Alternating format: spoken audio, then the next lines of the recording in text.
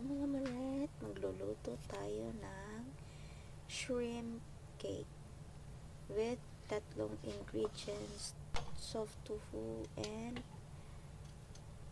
shrimp, corn. Okay, hiwa-hiwain yung shrimp para ilagay sa food processor. Manual yung food processor ko mga maret.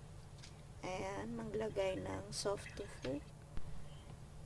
Konti lang ilagay, yung 1/3 lang. Ayan, yung consistency niya. Lagyan natin ng corn. At ilagay yung corn.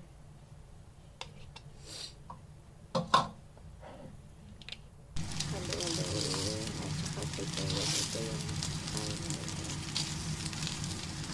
Ayan na, ready to eat.